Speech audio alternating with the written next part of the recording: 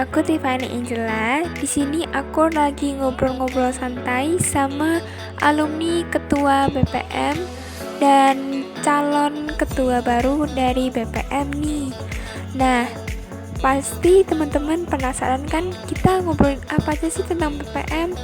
Terus buat teman-teman yang mungkin kepo nih tentang BPM, kalian bisa simak video ini, jangan di-skip karena banyak banget informasi tentang BPM di sini yang mungkin bisa kalian jadiin informasi. Terus di sini juga ada pengalaman-pengalaman dari alumni ketua kita. So, jangan di-skip ya videonya, tonton terus. Oke, di sini aku Tiffany Angela ingin memperkenalkan kalian sama ketua lama dan ketua baru BPM, dan mereka akan memperkenalkan diri. Silahkan. Jadi siapa dulu nih? Dari Rian boleh, dari Kotomi juga boleh. Oke, mungkin perkenalkan dulu ya dari saya. Perkenalkan, saya Tommy Brajan selaku Ketua BPM tahun 2020. Dan saya Rian Pratama selaku Ketua BPM tahun 2021. Oke, terus Kak Tommy ini udah menjabat berapa tahun di BPM? Yang hari ini sampai detik ini hampir 10 bulan ya, seperti itu. Tinggal 2 bulan lagi saya akan pensiun digantikan saudara terkasih. Ya. Terus apakah ada keluh kesahnya gitu di selama di BPM? Keluh kesah. Ya, kalau untuk keluh kesah sendiri banyak ya. Jadi kadang-kadang itu ya menemukan banyak hal-hal baru yang tidak pernah saya dapatkan di pengurusan masa lalu, terus instruksi-instruksi yang baru, dan ya berbagai macam alur kerja yang baru juga yang saya alami, dan itu tentunya butuh adaptasi, pengenalan, sampai apa istilahnya mengajarkan kepada orang-orang lain supaya bisa sesuai. Itu nggak bisa dalam waktu cepat seperti itu. Oke, tanpa basa-basi lagi kita langsung ke inti pertanyaannya ya, karena kan Rian juga baru aja menjabat jadi ketua ya kan? Terus ya aku sekarang mau nanya, selaku ketua baru, apa sih BPM itu menurut kamu?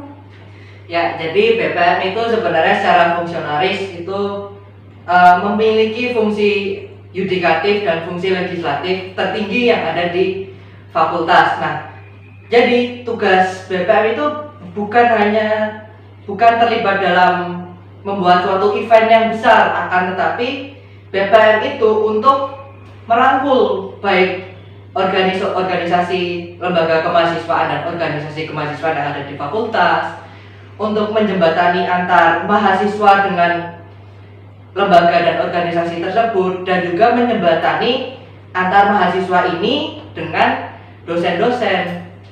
Jadi kurang lebih seperti itu. Terus mungkin dari Kak Tommy mau ada yang ditambahkan?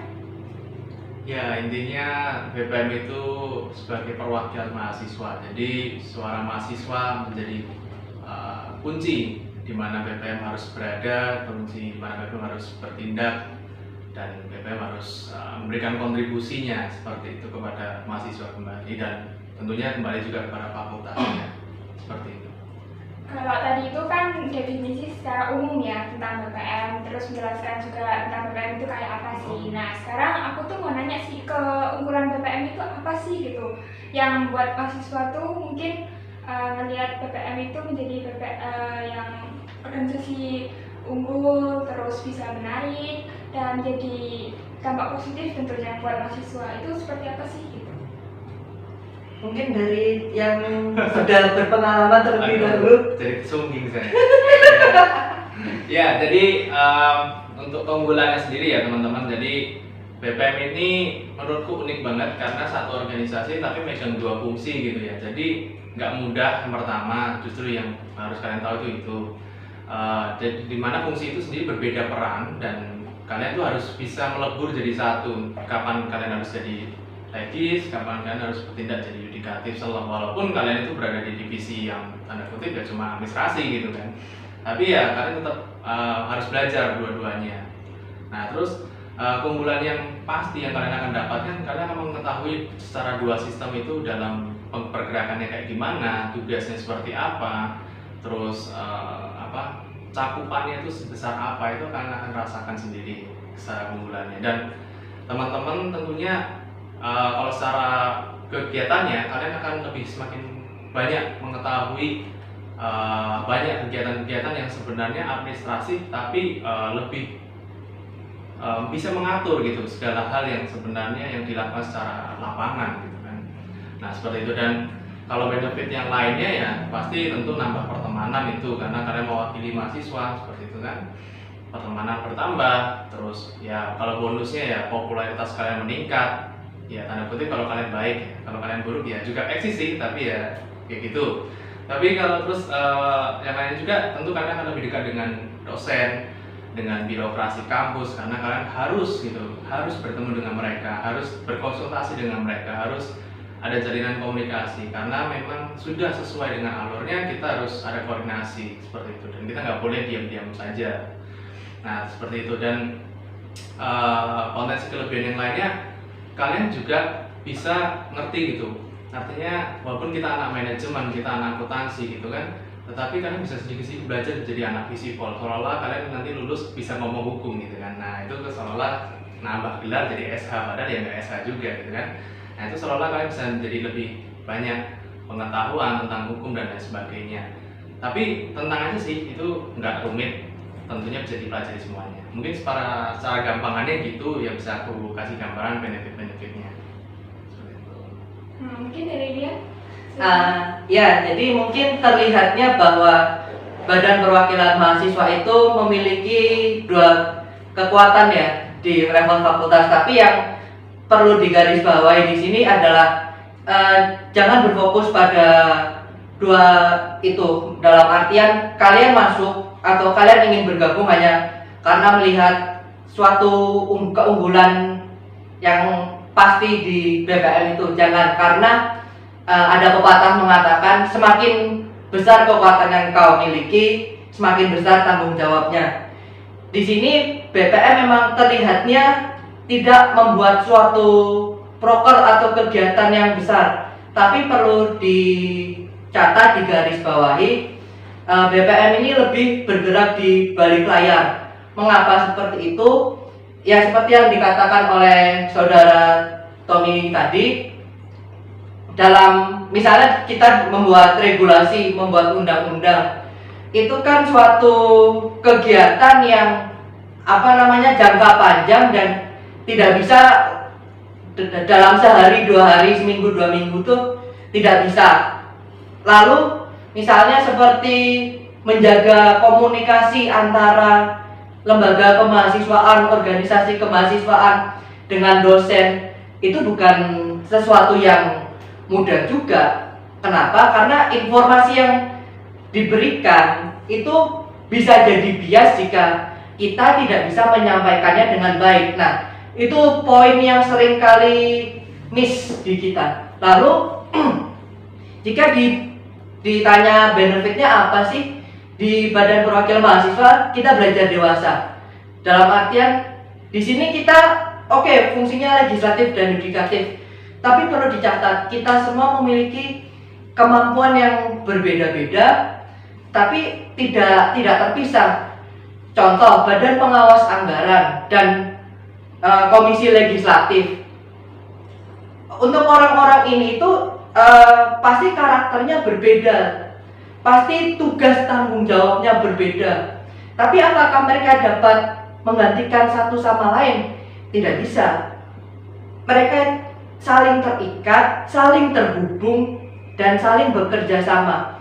Dan di sini kita juga belajar bertanggung jawab dalam hal apa sih? Bertanggung jawab dalam hal artian kapan kita yang di sini di Badan Perwakilan Mahasiswa menempatkan diri sebagai sisi legislatif, kapan harus menempatkan di sisi yudikatif. Maksudnya apa sih? Dalam artian kapan kita bisa menempatkan diri untuk sebagai fungsi legislator, kapan harus sebagai fungsi yudikator. Karena kalau misalnya ini miss, ini bisa jadi bumerang. Kenapa? Ya gampangannya kita yang buat undang-undang, kita yang mengadili, dan bisa aja suatu saat undang-undang ini kita ubah seenaknya kita dan kita adili seenaknya kita. Jika kita tidak memiliki kedewasaan mental, tidak memiliki kekuatan moral, maka itu yang terjadi dan itu yang ditakutkan. Begitu. Berarti banyak banget ya benefitnya waktu ikut BPM ini. Ya. Ya, mungkin. Ya, kesannya berarti kan BPM itu tidak hanya mencari popularitas, ya kan, Ya, tapi betul. juga bisa dewasa dalam berorganisasi sama lain, gitu kan. Nah, terus mungkin nih banyak teman-teman yang kepo tentang BPM, terus pengen masuk BPM dan terus pengen tahu nih cara kerjanya, terus sistem kerjanya di dalam BPM itu seperti apa sih gitu. Ya, oke. Jadi kalau untuk masuk di BPM itu tentunya ya kalian sesuaikan sendiri ya dengan kemampuan dan potensi kalian. Lihat mana divisi mana yang menurut kalian cukup cocok dengan pribadi kalian. Terus kalian juga harus minimal mengetahui dulu peran-peran dari masing-masing divisi itu seperti apa. Dan dalam hal ini untuk peran-perannya atau tugasnya gitu ya kalian bisa mungkin melihat sedikit-sedikit dari perkembangan-perkembangan yang ada di sosial media, yang ada juga di aktivitas-aktivitas atau kegiatan yang sudah dilakukan oleh BPM ya, seperti itu. Jadi mungkin kembali lagi disesuaikan sama pilihan kalian. Misalkan kalian pengen masuknya di komisi legislatifnya, bisa kalian mengecek oh ternyata produk yang dilakukan oleh legislatif itu apa sih, misalkan menghasilkan undang-undang, aturan, ketetapan dan lain sebagainya, ada sidangnya juga. Dan mungkin berbeda dengan yang dilakukan oleh teman-teman Kominfo, misalkan seperti itu. Kominfo lebih nge-sharekan informasi kepada teman-teman, menampilkan ini hasil-hasil produk yang sudah dibuat oleh teman-teman legislatif, misalkan seperti itu, dan sering mensosialisasinya kepada teman-teman. Nah, seperti itu salah satu contohnya. Dan pengembangan mungkin akun sosial media yang dimiliki oleh BPM sendiri, ini seperti itu. Jadi intinya teman-teman jangan khawatir sih. Jadi kalau untuk konteksnya BPM sendiri, kalian tetap bisa mengembangkan skill atau kemampuan yang sudah kalian miliki secara pribadi saat ini, tapi teman-teman juga bisa menambahnya lagi gitu ya, menambahnya lagi dengan peran tadi yang dimiliki BPM, yaitu legis dan yudikatif, seperti itu. Dan mungkin ini aku sedikit ngasih tahu lagi ya, ada sedikit tentang benefit yang mungkin saya agak sedikit singgung, dimana kalian juga bisa selain dari pendewasaan diri kan bisa mengupgrade kemampuan kalian. Salah satunya misalkan berkomunikasi ya, dan kalian bisa juga bertemu di dalam forum-forum besar. Itu tidak cuma di internal BPM, tetapi bisa di level universitas. Bahkan tahun kemarin ada pertemuan antara BPM se-Yogyakarta. Jadi istilahnya kalian nggak cuma lingkupnya di Fakultas Bisnis UKDW saja ataupun antar fakultas yang ada di Universitas Kristen Wacana, tetapi bisa antar fakultas di luar universitas. Seperti itu. Jadi kalian benar-benar dilatih untuk bisa banyaklah berkegiatan seperti itu. Mungkin seperti itu sih gambarannya. Jadi kan? Ya, mungkin kurang lebih hampir sama.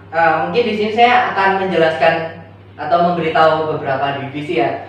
Ya kurang lebih hampir sama seperti saudara pada masanya Kotomi. Oke.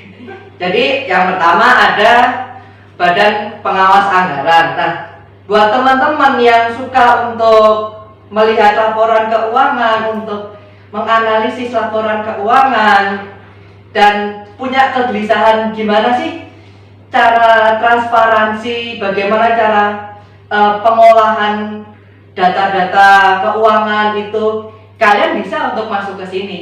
Nggak usah punya ya pengalaman itu nggak terlalu penting lah, karena pengalaman itu didapatkan ketika kita sudah melakukan sesuatu, bukan kita melakukan sesuatu karena kita punya pengalaman.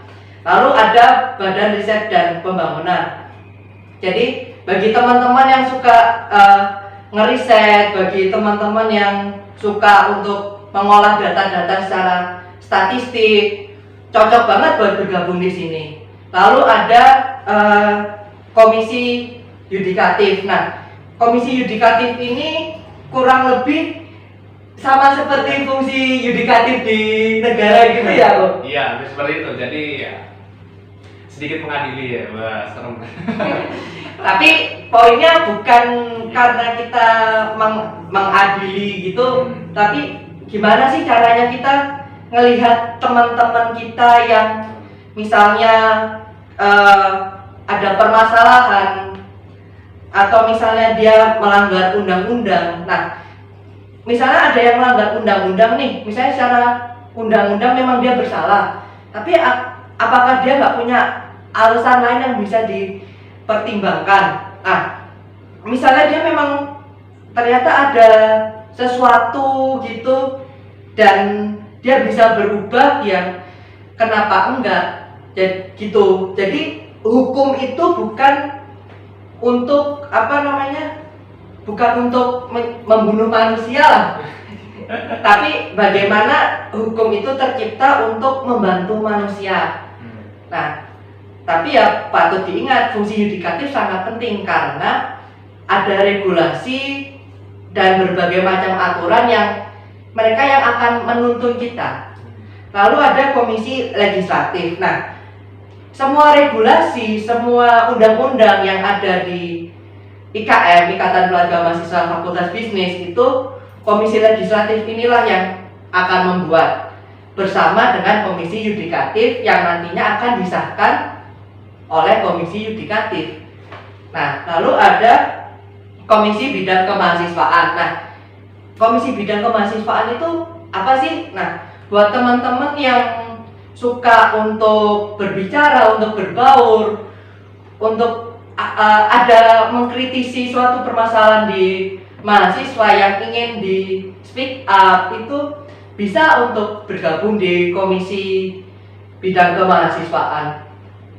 Dan maaf tadi sebelumnya lupa, untuk komisi yudikatif dan legislatif ini sangat cocok untuk teman-teman yang mungkin pemalu dan juga tidak terlalu suka di depan publik, akan tetapi yang suka untuk berpikir kritis, yang suka menganalisis, mengkritisi sesuatu, bagaimana adil itu seperti apa, itu sangat cocok untuk bergabung di komisi legislatif dan komisi yudikatif. Lalu ada komisi hubungan lembaga. Seperti yang tadi di awal saya singgung, komisi hubungan lembaga ini pintu masuknya BPM dan penghubung antar LKOK dengan dosen. Nah, lalu ada biro komunikasi. Nah, contohnya di sebelah saya ini.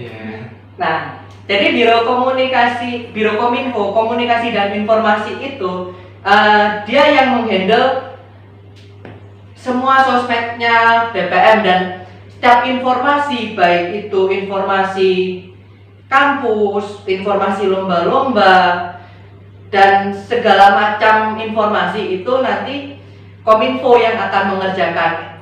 Divisi ini sangat cocok untuk teman-teman yang punya imajinasi yang luas, punya skill editing yang bagus, yang baru belajar, nggak apa-apa, boleh, ayo kita belajar sama-sama. Lalu ada Biro Administrasi dan Keuangan. Nah, dia nanti yang akan membantu sekretaris dan bendahara. Ini cocok untuk teman-teman yang sangat suka hal-hal yang berbau administratif perkantoran lah. Itu. Lalu ada biro internal. Biro internal ini kasarannya kalau misalnya dulu kita SMA BK itu loh. Jadi untuk membantu ketakutan teman-teman, terus misalnya ada keluh kesah gitu kan? Ya, tapi itu untuk lingkup internal BPM. Jadi konselornya BPM lah. Gitu. Jadi teman-teman yang memiliki jiwa psikolog yang bisa untuk memahami, mendengarkan teman-temannya untuk curhat di internal BPM, bisa untuk bergabung. Jadi kurang lebih seperti itu. Berarti menarik banget ya, di BPM itu banyak sekali lembaga-lembaga yang bisa kita untuk menyalurkan talenta, terus bertanggung jawab juga, ya kan? Terus sekarang aku mau nanya nih, visi misi dari BPM itu apa sih? Waduh, ini visi misi umum atau perbedaan dari saya dengan Kotomi? Visi-misi dulu secara umum boleh nih, supaya teman-teman juga tahu nih secara umum itu kayak apa sih visi-misinya gitu. Karena kan kalau misalnya dari masing-masing kan udah pasti beda. Iya. Ya. Oke. Ya kalau secara umum ya, visi misi secara umum BPM tentunya semuanya tidak lari atau tidak jauh daripada visi misi yang dimiliki oleh Fakultas Bisnis, dimana intinya kita tuh ingin melahirkan ya generasi yang profesional yang memiliki kemampuan skill yang baik dan bisa menjadi mungkin pemimpin yang baik di kemudian hari, dan tentunya untuk mencapai Fakultas Bisnis yang unggul seperti itu pandangan kita, target kita semua. Jadi LKOK Bisnis itu semuanya ya menuju kepada keunggulan tadi. Ya seperti itu. Keunggulannya diwujudkan dalam bentuk apa? Ya seperti yang kita tahu, yaitu salah satunya akreditasi yang kita miliki, entah itu B atau A di prodi maupun di fakultasnya. Terus juga unggulnya dari sudut SDM-nya kita sendiri, bagaimana kita nanti bisa melahirkan alumni-alumni yang luar biasa di kemudian hari. Nah seperti itu teman-teman. Dan sedangkan untuk mencapai visinya sendiri tentunya beberapa misi ya yang harus dilakukan, di mana intinya kita melakukan pengembangan gitu, pengembangan pada sosial kita, lingkungan sosial kita, SDM kita, terus pembentukan karakter supaya kita tuh bisa lah menjadi orang-orang yang lebih tertata gitu ya, lebih tertib lagi di kemudian harinya.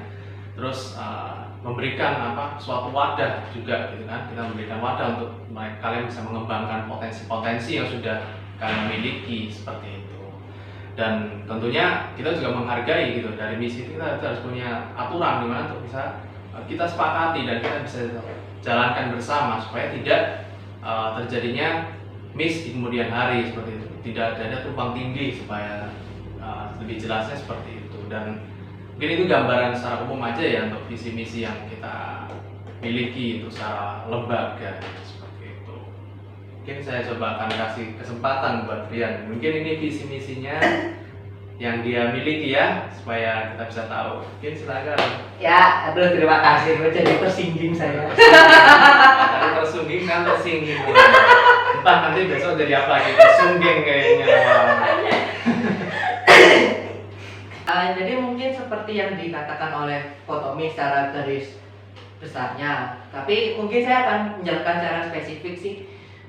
Jadi visi saya itu bagaimana mengembangkan mahasiswa itu secara kognitif, afektif, dan spiritual. Nah, kognitif itu apa sih? Bagaimana kita yang ada di Fakultas Bisnis ini berkembang secara pemikiran, secara ide-ide, secara kekritisan. Lalu afektif ini apa? Bagaimana kita menggunakan kognitif kita, tapi tidak melupakan sisi kemanusiaannya kita. Karena sangat banyak contoh, you name it lah, bagaimana dia punya kecerdasan, punya intelektual, tapi hati nuraninya tidak ada, tidak berjalan, tidak memiliki empati. Lalu spiritualitas itu apa sih? Spiritualitas itu bagaimana hubungan kita bertanggung jawab dengan diri kita sendiri, dengan lingkungan sesama kita, dan juga dengan Sang Pencipta, Tuhan Yang Maha Esa. Jadi begitu teman-teman secara gambaran umumnya untuk visi BPM dan misi BPM pada tahun 2021. Nah, saya mau nanya nih, Saudara Tiffany kan sekarang sedang di divisi Kominfo. Nah, sejauh ini bagaimana rasanya? Kesannya, keluh kesahnya?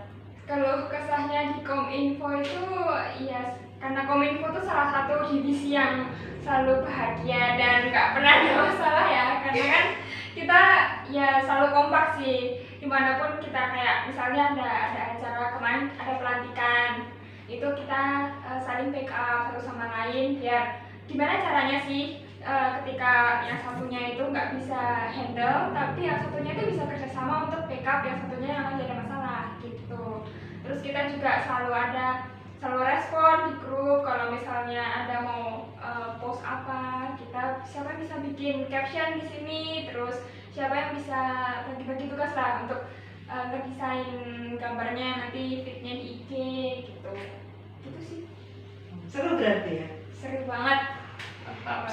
Nah teman-teman, ini sudah ada pembuktiannya ya, jadi nggak usah ragu, nggak usah grogi. Dalam artian mungkin teman-teman kebanyakan belum memiliki pengalaman di suatu lembaga atau organisasi kemahasiswaan, tapi itu bukan masalah yang utama, bukan masalah yang terpenting.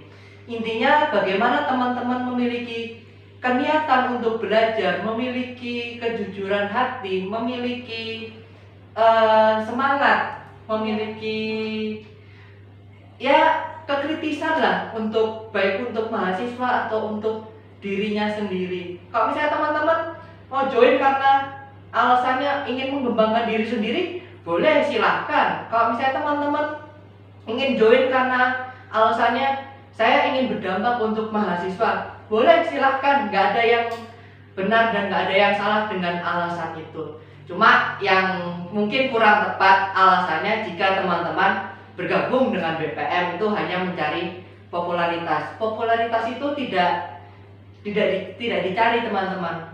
Kalau teman-teman bekerja sepenuh hati untuk mahasiswa, untuk fakultas, itu datang belakangan kok. Betul, nyusul ya nanti. Iya, karena ya nanti kan pertamanya aku juga ngerasanya ada ketakutan-ketakutannya kalau nanti di organisasi itu nggak bisa bergaul sama satu sama lain gitu kan. Tapi setelah aku masuk BPM itu aku ngerasain banget gitu kan, yang Kak Tommy bisa berbaur sama anggota-anggotanya, terus Rian juga bisa berbaur sama anggota-anggotanya. Ternyata nggak secanggung itu gitu loh. Yang aku lihat itu ternyata berbalik, emang ya justru di situ kita bisa menambah pertemanan kita juga, pergaulan kita juga di situ. Dan yang ini sekarang ini terakhir nih. Waduh, deg-degan nih. Biasanya terakhir itu gongnya katanya. Iya, gongnya buat Kak Tommy nih. Aduh. Sebagai alumni juga dia juga boleh ditambah ini. Kesan dan pesan buat teman-teman yang mau masuk BPM, terus yang mungkin udah bergabung juga di BPM gitu. Oke, ya. Kesannya ya untuk BPM itu luar biasa. Jadi dimana BPM sendiri di tahun kepengurusan saya dengan teman-teman itu sempat mengalami yang namanya pandemi gitu ya teman-teman. Jadi kita yang baru awal-awal ketemu secara offline tiba-tiba dipaksa untuk online. Dan serunya kita nggak ketemu, nggak pernah ngapa-ngapain, tahu-tahu dalam grup chat semuanya bergerak, semuanya berkegiatan tanpa kelihatan, tanpa dilihat oleh siapapun kita bisa berkegiatan. Itu yang saya salut pertama ya, sangat berkesan bagi saya karena selama saya berorganisasi belum pernah mengalami yang benar-benar full online, itu belum pernah. Terus jadi untuk kesannya buat teman-teman juga, saya harapkan ketika teman-teman menghadapi situasi kondisi apapun ternyata nggak jadi penghalang gitu, mau dibikin online mau dibikin offline itu tetap bisa saja, tergantung teman-teman mau mengambil sikapnya gitu, bagaimana teman-teman mau adaptasi. Terus untuk pesannya sendiri, saya berharap untuk BPM sendiri bisa lebih maju ya, lebih baik daripada kepengurusan saya seperti itu, lebih ditertibkan kembali, lebih tertata lagi, lebih terstruktur dan lain sebagainya, dan benar-benar bisa menjalin hubungan antara mahasiswa kepada dosen, kepada LKOK, sehingga istilahnya sudah tidak ada lagi jarak antara kita, termasuk antar angkatan tuh bisa saling merangkul seperti itu, supaya menghilangkan lagi paradigma di mana kita ini senior, ini junior, tapi kita tetap jadi satu, yaitu mahasiswa Indonesia, mahasiswa Fakultas Bisnis gitu. Jadi itu yang saya sangat harapkan buat teman-teman, dan juga pesannya buat teman-teman kalau yang saat ini sudah bergabung dan atau yang saat ini sudah bergabung, tetaplah kalian berkarya selagi kalian masih bisa aktif di dalam kegiatan keikutsertaan ya dalam organisasi atau kepanitiaan. Karena seperti ini teman-teman, salah satu wujud praktek dari teman-teman di dalam mengikuti perkuliahan di dalam Fakultas Bisnis adalah organisasi. Jadi teman-teman di situ prakteknya kalian, bagaimana kalian sudah belajar teori banyak ya, kalian bisa pakai itu untuk di organisasi. seperti itu. Dan kalian bisa kembangkan lagi di organisasi-organisasi yang lainnya, terserah yang di level univ pun boleh dan lain sebagainya. Itu pesannya untuk yang sudah pernah bergabung. Dan yang sedang atau yang mau bergabung, teman-teman jangan pernah ragu dan jangan pernah takut, karena BPM itu akan memberikan kalian kesempatan di mana kalian akan belajar dari bawah semua. Kita semua merasakan dari bawah semua, dari nol kita belajar, dan tentunya teman-teman di situ akan dengan sadar sendiri kalian itu berpotensi di bidang apa, dan itu akan diarahkan kembali oleh teman-teman yang sudah pernah bergabung di masa lalu. Dan apakah teman-teman cuma sebatas itu? Tidak. Teman-teman mau tanya sama yang seniornya dulu? Boleh, tentu saja. Kalian chat saja, kalian hubungi saja, bisa saja seperti itu untuk kalian menambah pengetahuan kalian tentang fungsi atau tentang tujuan dari BPM. Mungkin seperti itu sih pesan dan kesan yang saya bisa berikan buat teman-teman semua. Mungkin bisa saya serahkan kepada Abang Sapri ini. Pesan dan pesan buat teman-teman yang di BPM sekarang. Kan ketuanya sekarang. Iya. Belum dilanjut kok. Jadi begini, untuk kesan itu jujur saya sangat apa namanya?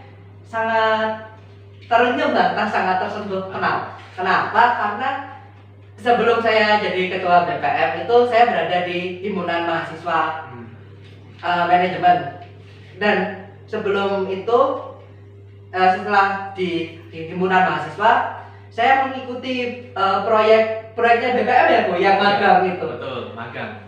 Nah, saya salah satu hasil magang beliau inilah. Ya, tenang aja ya, ada program magang kok teman-teman. Ya. Disitulah kalian akan belajar. Untuk teman-teman yang masih ragu untuk melangkah, untuk apa namanya? Malah spoiler kita. Gak apa-apa, biar mereka paham dulu. Jadi ada program magang. Nah, program magang ini ditujukan untuk teman-teman yang sebenarnya ingin mengikuti suatu kepengurusan tapi masih ragu, dan disinilah tempat trial kalian. Magang itu ya 3-6 bulanan ya gue. Ya, bisa jadi tergantung musim ya. Tergantung musim. Iya. Nah, jadi kan saya di komisi legislatif ketika itu, dan bagaimana yang ada di internal BPM ini sangat welcome. Saya yang tidak mengerti apa-apa tentang undang-undang, bagaimana undang-undang itu strukturalnya harus dibentuk bagaimana, itu diajarkan secara sabar sekali lah. Salah satunya oleh beliau ini. Ada jadi kesum ini. Yeah. Nah, jadi intinya BPM itu menurut kesan saya, rasa kekeluargaannya itu kalian bisa dapat lah. Jadi di sini itu yang penting bukan hasilnya, tapi bagaimana kalian berproses secara pelan-pelan. Kita semua mulai dari nol kok. Itu. Saya juga bukan siapa-siapa. Ini saudari Tiffany juga sebelumnya bukan siapa-siapa juga, dan Kotomi pun juga demikian. Kita semua belajar dari nol, bagaimana fighting spirit kita itu dibentuk di sini. Lalu untuk pesannya kepada teman-teman, intinya kalian punya kekuatan moral dan kesadaran moral sendiri.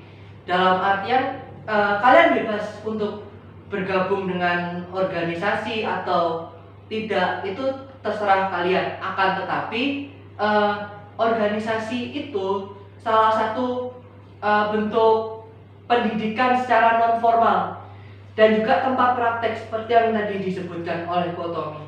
Kita manusia itu harus selalu belajar dan belajar itu nggak harus kita baca buku duduk itu, enggak teman-teman, tapi bagaimana cara kita untuk menganalisis suatu permasalahan, memahami kesulitan teman kita, untuk mengembangkan teman-teman kita, itu juga suatu proses belajar. Dan juga untuk teman-teman jangan ragu, dalam artian kalian itu harus punya tujuan, harus punya kesadaran apa yang akan kalian lakukan ke depannya. Jangan hanya berpikir tentang hari ini, dan gak usah takut. Kita semua yang ada di fakultas bisnis itu semua itu sama-sama ikatan keluarga mahasiswa Fakultas Bisnis. Kita di sini itu keluarga. Kita tidak memandang suku, ras, agama, budaya, segala macam itu enggak. Tapi yang terpenting, kamu adalah temanku, kamu adalah keluargaku. Begitu juga kita yang ada di sini.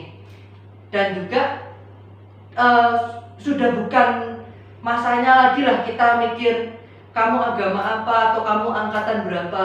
Itu udah bukan waktunya teman-teman. Waktunya sekarang adalah untuk bagaimana mengembangkan teman-temanku, bagaimana untuk mengembangkan fakultasku, bagaimana untuk mengembangkan diriku sendiri. Tapi dengan catatan tidak ada egoisme, tidak ada rasa iri dengki. Semua impian, semua harapan itu berada di satu nakoda. Itu apa? Menuju Fakultas Bisnis Unggul. Begitu teman-teman. Berarti kesimpulannya dari sini tuh BPM bukanlah organisasi yang terlalu senioritas ya terhadap junior-juniornya, tapi BPM itu gimana caranya bisa merangkul junior-junior yang baru bergabung di BPM itu sendiri. Ya, terus ya udah kalau gitu makasih buat Kotomi, buat Rian yang udah mau hadir di sini. Dan ya. Oke, terima kasih semuanya. Sampai ketemu di episode selanjutnya. Oke.